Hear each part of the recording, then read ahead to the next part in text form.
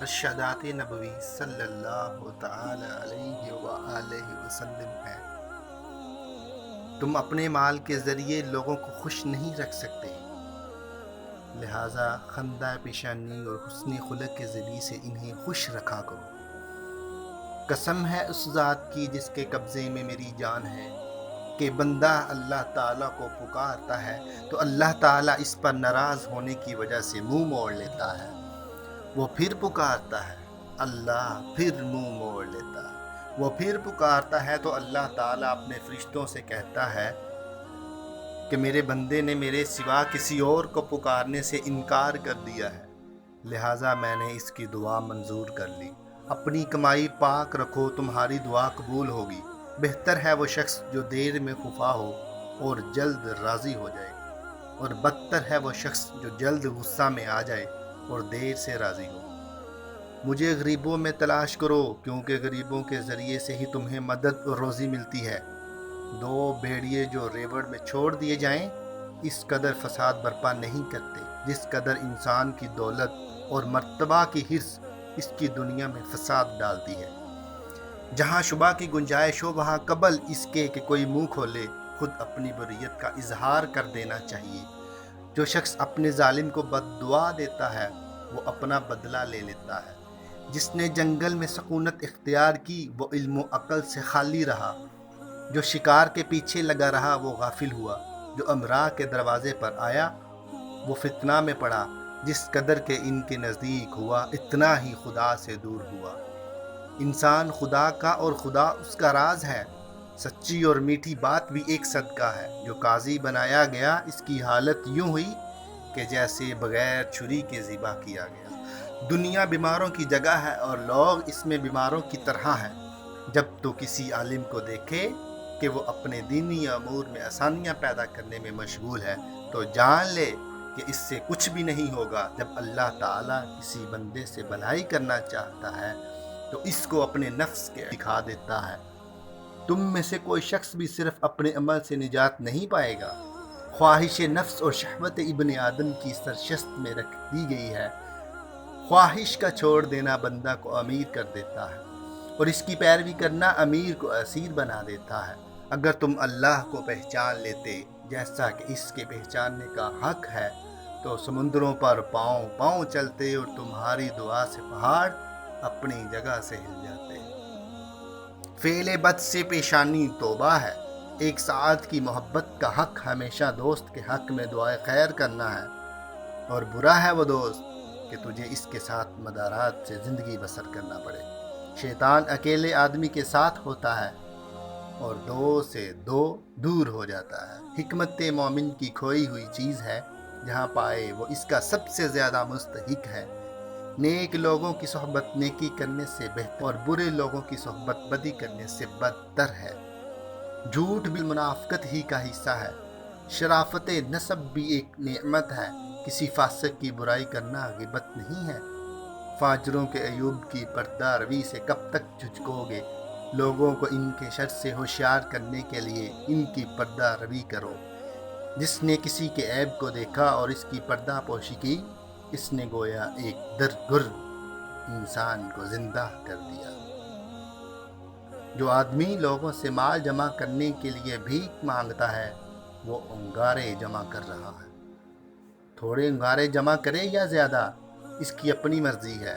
اچھا شخص وہ ہے جس کی عمر دراز اور عمل نیک ہوں، اور بدترین وہ شخص ہے جس کی عمر دراز اور عمل خراب ہوں۔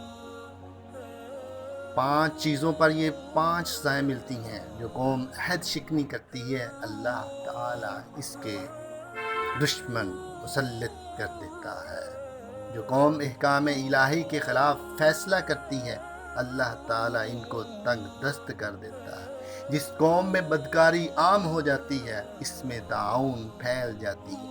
جو قوم ناپ تول میں کمی کرتی ہے وہاں زرعی پیداوار میں برکت نہیں رہتی اور قحط سالی پھیل جاتی ہے۔ جو قوم زکوٰۃ نہیں دیتی اللہ تعالیٰ ان پر رحمت کی بارش نازل نہیں کرتا۔ دعا عبادت کا مغز ہے۔ جو شخص نرمی کی صفت سے محروم کر دیا گیا وہ سارے خیر سے محروم کیا گیا۔ جب کسی فاسق آدمی کی تعریف کی جاتی ہے تو عرش اعظم کانپ اٹھتا ہے۔ بے شک بعض اشعار میں دانائی کی بات اور بعض تقریروں میں جادو کا اثر ہوتا ہے۔ آدمی اس شخص کے ساتھ ہے جس سے وہ محبت کرتا ہے۔ مومن کی فراست سے بچو کیونکہ وہ اللہ کے نور سے دیکھتا ہے۔ اللہ تعالیٰ جمیل ہے اور جمال کو پسند فرماتا ہے۔ صبر وہ ہے جو مصیبت کی پہلی ٹھوکر لگنے پر کیا جاتا ہے۔ جو اپنے دوست کو کسی گناہ کا طعنہ دے وہ اس گناہ کا مرتکب ہونے سے پہلے نہیں مرے گا۔ ایمان کے بعد بڑی نعمت نیک عورت ہے۔ ایک عورت دوسری عورت سے اس قدر گھل مل کر نہ رہے کہ وہ اس کی خصوصیتیں اپنے شوہر سے یوں بیان کرنے لگے کہ گویا وہ اسے دیکھ رہا ہے۔ عورت پوشیدہ رکھی جانے والی مخلوق ہے۔ جب وہ باہر نکلتی ہے تو شیطان اس کی طرف جھانکتا ہے۔ جب کوئی عورت مرے اور اس کا خامد اس سے راضی ہو تو وہ جنت میں جائے گی۔ عورت، نماز اور خوشبو مجھے پسند ہے۔ تم میں اچھا وہ ہے جو اپنی عورتوں سے اچھا سلوک کرے۔ ایماندار آدمی اپنی بیوی سے ناراض نہ رہا کرے، کیونکہ اگر اس کی کوئی عادت اسے ناپسند ہو تو کوئی قابل پسند بھی ہوگی۔ اگر میں حکم دیتا کہ کوئی کسی کو سجدہ کرے تو بیوی کو حکم دیتا کہ وہ اپنے خامند کو سجدہ کرے۔ عورت کی عزت شریف الطبع لوگ ہی کرتے ہیں اور اس کی ذہانت کمینے لوگوں کے سوا کوئی نہیں کرتا۔ برے دوستوں سے بچو کیونکہ وہ تمہارا تعارف بن جاتے ہیں۔ نیک دوست کی مثال ایسی ہے جیسے مشک بیچنے والے دکان کی کچھ فائدہ بھی نہ ہو تو خوشبو بھی ضرور رہے گی، اور برا دوست ایسے ہے جیسے بھٹی کے آگ نہ لگے تب بھی دھوئیں سے کپڑے ضرور خراب ہوں گے۔ غریبوں کے ساتھ دوستی رکھ اور امیروں کی مجلس سے حذر۔ جو شخص تلاش علم میں نکلا وہ اپنی واپسی تک گویا اللہ تعالیٰ کی راہ پر چلتا رہا۔ ایک عالم شخص شیطان پر 1000 عابد سے سخت تر ہے، اور عالم کو عابد پر ایسی فضیلت ہے جیسے 14ویں رات کے چاند کو تمام ستاروں پر، کیونکہ عالم وارث انبیاء ہے، اور انبیاء کی میراث نہ دنیا تھی اور نہ درہم، بلکہ ان کی میراث علم تھا۔ پس جس نے وہ حاصل کیا اس نے بہت حاصل کیا۔ عالم کی فضیلت عابد پر ایسی ہے جیسے میری فضیلت امت پر۔